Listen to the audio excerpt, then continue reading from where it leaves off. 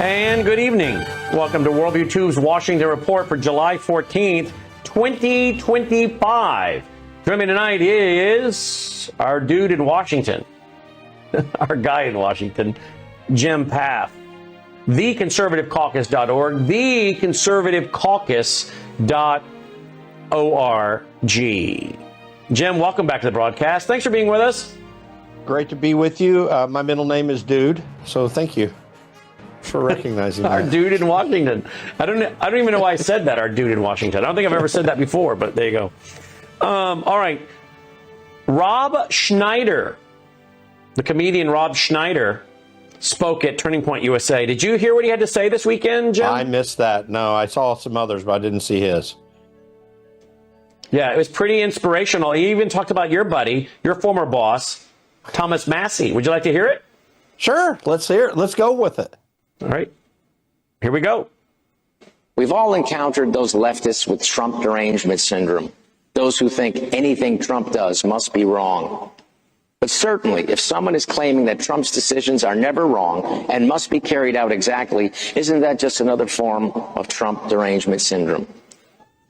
So, can we hold right there? That's a great question. Trump derangement syndrome, Trump is always wrong. But isn't there a Trump derangement syndrome on the other side? Trump can do no wrong? I want to play the rest of the clip, but first, response by Jim Path. You know, I don't think that there's not a politician in the world, unless it were Christ himself running things, that you could ever say that you would go with 100% of the time. I'll go with Jesus 100% of the time. I ain't going with the politician. I mean, I have great respect for Donald Trump. I like the guy. I think he's been, even with some real situations taking place right now that are concerning, we're so far better down the road with him and as president than really just about any other alternative out there. And I worry about 2028 in that regard, to be candid. Yeah. Yep, I do too. All right, here we go. in that spirit of humility and free speech, I ask these questions. Release all the Epstein files, no matter the consequence.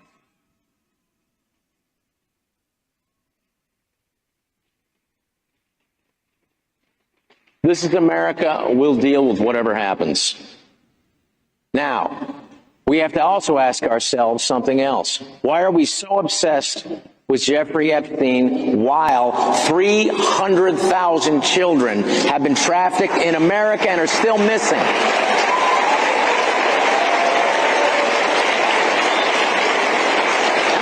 Why, another question, why is America still sending arms to Ukraine?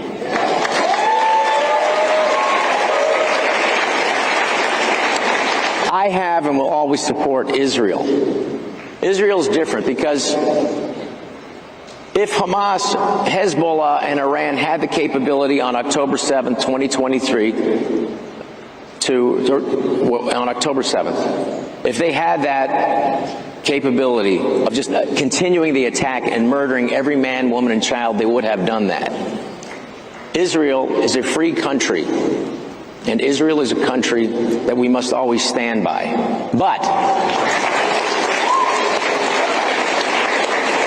But until they become the 51st state or a territory, their lobbying must apply as foreign lobbyists. That's not anti-Semitic.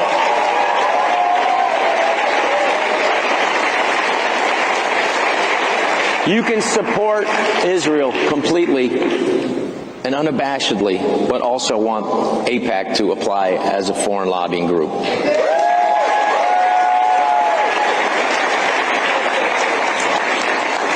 While I want to put Americans first, if we want to continue to have fruits and vegetables in this country, we better find a way to give Mexican workers some avenue to legally do that work, because you and I ain't going to do it. Boo that you want, but if you want fruit and vegetables, you better figure it out. And these are the people that are doing it. So while you disagree with that, I disagree with you on that. America was built on the freedom to question our government, and we must ensure that we don't let that principle slide. Dissent, to disagree, and your right to speak out, to protest, to challenge authority without fear of censorship or government reprisals is essential to our liberty. We need to hear what Thomas Massie has to say always.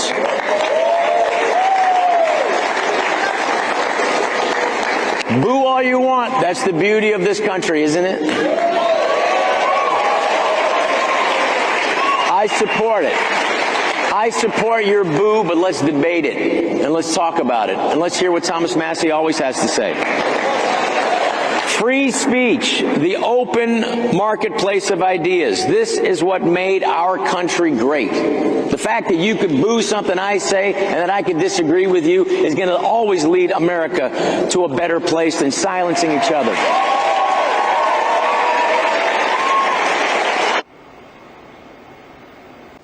What do you think of that, Jem? I think, as is typically the case, me and Rob Schneider are on the same page.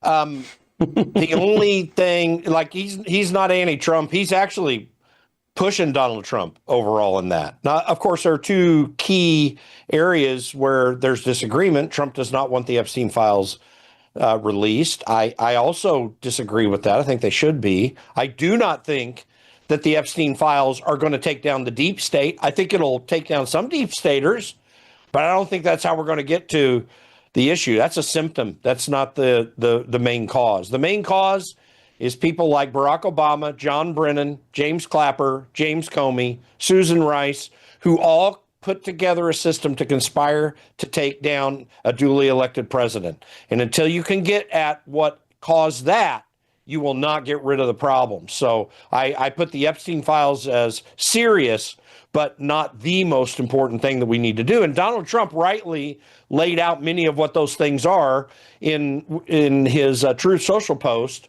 where he was calling to stop talking about Jeffrey Epstein. So there's that. The second thing is Thomas Massie.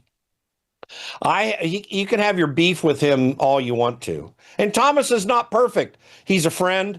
I love the man, and I'm grateful that for that friendship and for having been able to work with him. But he's not perfect. But I will say this. If Donald Trump had 220 Thomas Massies, he would get everything he wanted and more. If he had 220 Tom Tillises, he would never get even what he's gotten so far out of Congress, which is, in my opinion, far more limited than it should be. And they're about to double down on that because they're not going to go with Trump budget levels that he's going to present to Congress. They're going to go above that. So the weak part of the Trump agenda is Republicans in Congress. Donald Trump needs to understand that very clearly. And I get how he tries to make sure he can negotiate with members of Congress that, it's their job to legislate and not his. And he respects that. And I think that that's great. But he does need to understand where the center of his main opposition is. And it's not even primarily Democrats, at least not in this Congress. It's the Republicans in Congress. So Rob Schneider's got a great take on things. Like he's been a comedian. He's been someone around Hollywood for a big part of his life. But he does really get what's going on here. And he's a very intelligent guy. I've never met him. I'd love to sometime. But I think he's right on target. All right. The big story today, of course, is this clip right here. Here we go. And we've made a deal today, and I'm going to have Mark speak about it, but we've made a deal today where we are going to be sending them weapons and they're going to be paying for them. The United States, will not be having any payment made. We're not buying it, but we will manufacture it and they're going to be paying for it. Our last meeting of a month ago was very successful in that they agreed to 5%, which is more than $1 trillion a year, so they have a lot of money. And these are wealthy nations. They have a lot of money, and they want to do it. They feel very strongly about it, and we feel strongly about it, too. So we're in for a lot of money, and we don't want to do anymore, and we can't. But we make the best, and we're going to be sending the best to NATO, and in some cases to maybe, at Mark's suggestion, if we go to Germany, where they're going to send early on missiles, and they'll be replaced, and NATO is going to take care of it. It's going to be coordinated. by NATO, and they're going to work very much with Matt Whitaker, who's right here, who's a great ambassador, and Matt's going to be coordinating. You better do a good job, Matt. I will. But Matt's going to coordinate. He's a very talented guy. He's going to coordinate everything. So in a nutshell, we're going to make top-of-the-line weapons, and they'll be sent to NATO. NATO may choose to have certain of them sent to other countries where we can get a little additional speed, where the country will release something and it'll be mostly in the form of a replacement. And I'd like to have Mark, and again, just a highly respected, pretty young guy for having had the career that he's had, because he had an amazing career before going to NATO. So we spent a lot of time together over the last couple of months. And if you could say a few words. Absolutely. All right. Before we get to that, what is with all the gold in the Oval Office? I mean, the fireplace and everything now is encrusted in gold. I mean, that looks like Trump Tower 2.0. I don't think I've ever seen a president do that. I mean, I don't know what the architects of the White House or the guy in charge, the curator, because it's really a museum owned by the people. I don't know if that's painted on there, if that's fake, and they'll just pull it off and repaint the fireplace after he leaves, or what the scoop is. But whew, that's got Trump written all over it, doesn't it, Jim? Well, I can't remember precisely what it looked like unless you got a picture of it under the Biden administration, but that looks awfully similar to me. Maybe they've touched it up a little bit. I think it's always right there. That It's nothing like spot. it. Oh, no, I'm right, glad to look I'll at a bring you previous up picture. I just don't remember. Yeah. Oh, yeah. I'll bring it up. Hang on here. Let's see. Biden Oval Office. Let's see here. Yeah. Okay, images. They may Logan, have you taken finding that fresco one? and put gold over it, but I think the background wall has kind of been that color. Maybe There we maybe go. I'm wrong. No, you're 100% wrong. I hate to say. All right, here it is. Here it is. To the left there, though, I don't know. You'd have to look That's to the gold. left. That's gold. That's Christmas. That's Christmas decorations up there. But yeah, look, here's another one. Here's another one. Oh, go ahead. Here's another one. Yeah, right there. Okay, so yeah, they have changed it. Hey, listen, I'm all for it. I know it is pretty wild. I'm not saying I'm not all for it. It's not my style, but it's definitely Trump style. It's Trump's. Yeah, it's Trump and style. listen, but I just think, see, now look at that. Every president puts their mark on the Oval Office and on the White House. So kudos. Oh yeah, they do. Yeah, they do. I just think it's funny. I'm not criticizing. I just think it's funny. Look, I'm a student of history. I love history. And I love the Oval Office and the White House and the history that goes with it. In fact, that plant up there, you see that plant up there? I used to have a clipping from that plant. That's been there, I think since Eisenhower.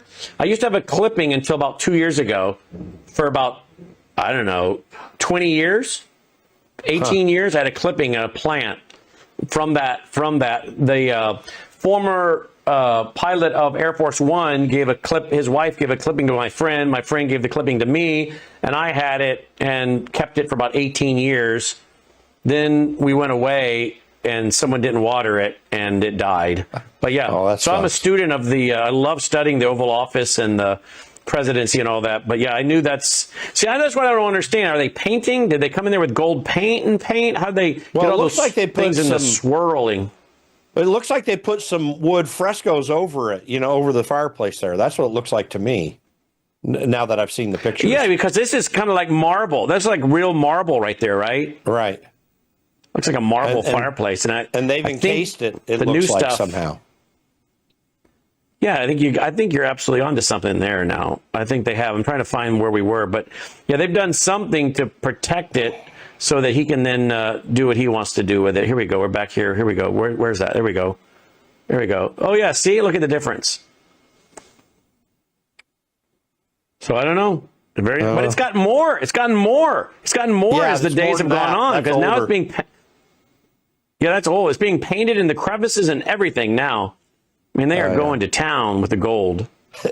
Man. All right. Well, anyway, sidebar. There we go. Here's the newer. Look at that. Woo! They got it in the crevices and everywhere. Yeah. There you go. All right. I just find that interesting. All right. Well, what do you make of funding more for Ukraine, NATO? I mean, this has got people upset. Well, I'm not a pacifist, okay? I'm against going to war all the time, but I'm no pacifist. As I say many times, we need to have a butt-kicking military that we never use. We want that, in my opinion. But if they're going to sell weapons to Ukraine, the other thing I'll say is this: Ukraine was invaded by Russia. Like they do have a right to retaliate against that with military force. My problem is that we've been funding it all. It's not our job to fund it all. It's not our job to fix all the war problems around the world. That's not what we should be doing. And so I think very important to note that if he's going to make this deal and if Europe's going to pay for it, I'm not sitting around wringing my hands about that. Now, I do have my problems with the military-industrial complex, and they're going to make a buttload of money. And in that sense, there's a little bit of smarminess to it because, frankly, Zelensky's made this a real problem. But Putin is not proving what he's claimed, that he felt that there were some bad things happening in the Donbass, and he wanted to protect Russian people. He's clearly well beyond that and showing now, or at least seemingly showing, that he wants to take the whole country. So if someone else wants to pay for it, fine. I don't want to pay for it. I'm tired of paying for wars that we go into unnecessarily and paying for other people's wars. If they want to pay for their own wars, fine. Yep. But I also don't want to be encouraging war, because I don't want to see war happen. So I don't want to be falling into the hands of NATO and pushing them to this suicidal desire to go against a massive nuclear state like Russia. I just think we ought to be de-escalating this, not escalating it. Well, I subscribe to the Augustinian theologically. I subscribe to the Augustinian description of just war theory. Ukraine was invaded. They do have a right to defend themselves. War is always bad. There's never any glory in war. There's never any good with war. But when a country needs to defend itself, when aggressive action comes against them, then it is their right to go to war. It's just not my responsibility to pay for it unless it is directly a threat to my own country. And Ukraine's not a threat to my country. So I would also say that if they want to drag NATO weapons into Ukraine up against Russia, then it's Russia's right to defend their borders from an existential threat that they perceive. Well, that may be, and that's where this messiness of war comes into play. Like if Ukraine is going exactly. If Ukraine is going to be utilizing these weapons on their own, from their own military capabilities, with men fighting for them out of their own population, then that's a far different thing than NATO coming in and drawing us into an Article 5 situation, which, for those who don't know, Article 5 is the agreement that if any NATO countries are attacked, then all the other NATO countries come in to defend them. So that would be my only concern in all this. But if Ukraine is utilizing weapons that they purchased and are capable of purchasing, or if European countries want to pay that, I mean, that's a different issue. I'm not going to tell them what they ought to do. As long as we're not paying for it, and as long as NATO's not getting directly involved with Russia, then, and Putin's going to argue against that. He's going to be mad that those weapons are being given to Zelensky, and that's where a lot of people are going to come back with what I'm saying and saying, well, that's the problem, because now they're going to perceive that we're in the middle of the war. I don't quite see that. I think Ukraine, if they're capable of doing it, let them do it on their own. I'm not going to fight their battles for them. And Russia, Vladimir Putin is an evil man. Like I think that some of the way that we deal with Russia goes way overboard. But I don't think that Putin is a fair or good actor in all this, notwithstanding all the stupidity of Joe Biden's part that led to this war even starting to begin with. So I'm not going to sit around and defend Vladimir Putin, but I'm not going to defend Zelensky either. So as long as we're not paying for it, and I'm not convinced yet we're not going to be, but I'm hopeful that Donald Trump really can pull that off, then let them fight their war. I got other more important things to deal with over here.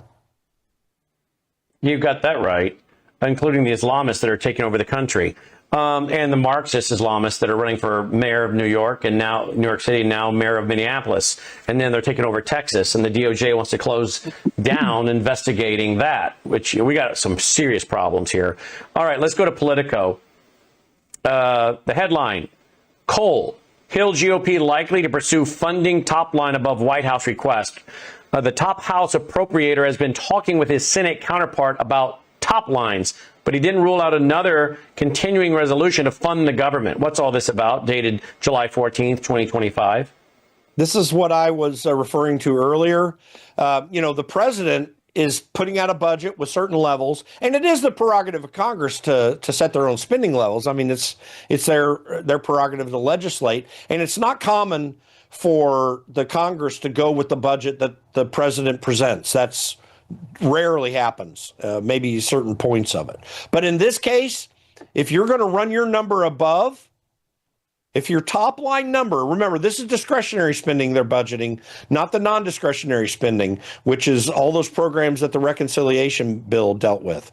You have to change policy to change that on this part of legislating. But so this is the right now, I think it's 1.7 or 1.8 trillion dollars of discretionary spending. We were below $1 trillion, just for comparison, in 2019. I think we were just under 2 trillion, or maybe it's 1.1 trillion. I think it was like $900 billion then. And that was way outrageous. So we're spending so much freaking money, it's crazy. We were spending 4.5 trillion overall in federal outlays in 2019. If you adjust it for inflation to this year, that's about $5.37 trillion. That's even with all the Biden inflation coming into play, or the end results of it. We would get rid of the deficit. That's almost entirely if we would just get back to those levels. This is where Congress could really do things and really get us back in order, but they're not going to do it. And Democrats are going to fight against it in the Senate. But it's absurd that Republicans constantly are buying into the Washington way of doing. Many of them, quite frankly, are scumbags. I'm just sick and tired of it. Well, no, sorry, Mr. President, we're going to go above that. Lindsey Graham did this when the reconciliation package was sent over to the Senate initially. Yeah, they did their thing there, but we're going to fix it here in the Senate. And I'm like, screw you guys. I'm tired of you constantly pushing back upon what the American people want. And if Donald Trump's ratings are slightly going down, by the way, he hasn't taken quite the hit after the whole Epstein thing over the weekend that I thought he might have. He's at 48% now. He's been between 48 and 54% after the initial honeymoon period. It's outrageous that these Republicans will not do something, take the hits, take the political courage that the American people want from them. And it's why there's still a risk of Republicans losing the House and the Senate in 2026. They grab defeat out of the jaws of victory all the time, and I'm just sick and tired of it. And it's stuff like this that makes that happen. All right, let's go to another clip. Here's Lindsey Graham. Here we go. Well, just stay tuned for tomorrow's announcement. The idea of America selling weapons to help Ukraine is very much in play. We've given Ukraine a lot. We've given them money. We've given them military aid. We now have a minerals agreement with Ukraine that's worth trillions of dollars. So I don't want to get ahead of the president, but stay tuned about seized assets. The Europeans want to limit the interest on the assets to go to Ukraine. Secretary Bessent wants to go further. Stay tuned about a plan to go after the seized assets more aggressively. Stay tuned for a plan where America will begin to sell to our European allies tremendous amount of weapons that can benefit Ukraine. Putin has calculated that we would get tired and Europe would get weary. He made a huge mistake. NATO is bigger and stronger, and we're more committed to ever to make sure he does not take Ukraine by force. So Congress is on the verge of passing the most consequential sanction package in the history of the country. It will give President Trump tools he doesn't have today, a literal sledgehammer. And the big offender here is China, India, and Brazil. India buys oil from Russia cheap and resells it. That's despicable. I've talked to President Trump. He said last week it's time to move.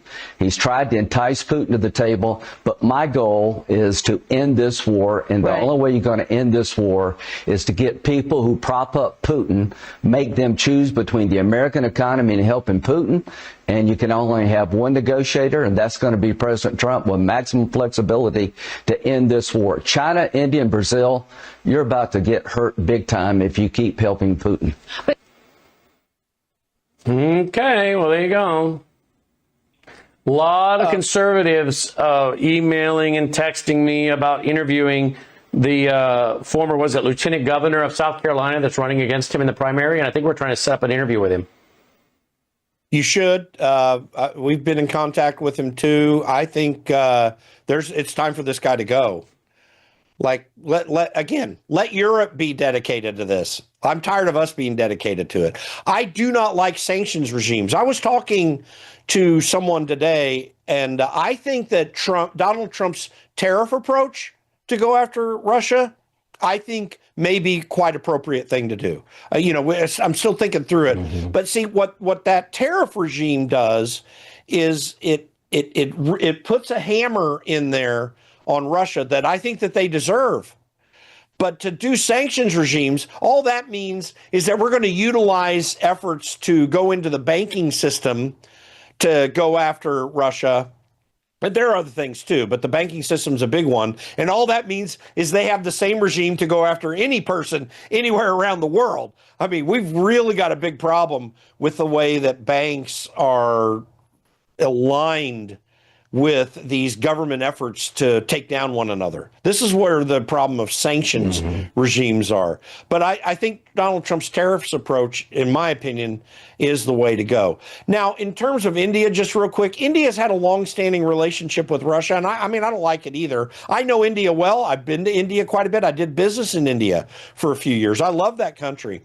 But they have a historical connection to Russia. They were historically connected to the Soviet Union. It was a problem for us during that time period, and they were a more socialist-oriented economy at the time. They've been loosening things up. I think it's good to go after them on this and say you've got to stop that at a time when we ought to be drawing closer to them.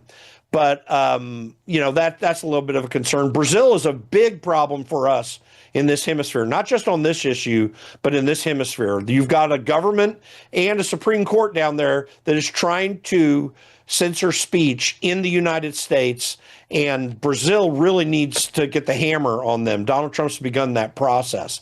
So in the tariff end of things. But I'm not a big sanctions person. I think it just turns into worse and worse problems, and it just continues this international banking regime that allows banks to take on people who are not politically favored. It might seem like a good idea against Russia right now, and there might be good reasons why you might argue that, but it's the same thing that allows that to happen that's just going to allow some future president or future consortium of international countries to come and take down maybe in Argentina because they don't like how free their system is. And Javier Milei gets a lot of criticism. So this is the problem with sanctions regimes in my mind. TheConservativeCaucus.org, TheConservativeCaucus.org. Thank you, Jim. Thanks, Brandon. And folks, thank you for watching and for supporting the broadcast network. Please go to worldviewtube.com/sponsors. Check out all those great sponsors, including our foundation. Don't forget about Bella Grace. I take it each and every day. Powerful elixir with 8 clinical trials behind it. No, I'm sorry, 80 clinical trials behind it. Gatatana, Bella Grace, Numi, it's all there. WorldviewTube.com/sponsors. Till next time, I'm Brandon House. Thanks for watching. Take care. You're watching Worldview Tube, built on the 35 years of Worldview books, documentaries, research, high-profile interviews, and the radio and television broadcasts of Brandon House. Tonight on the Worldview Report, another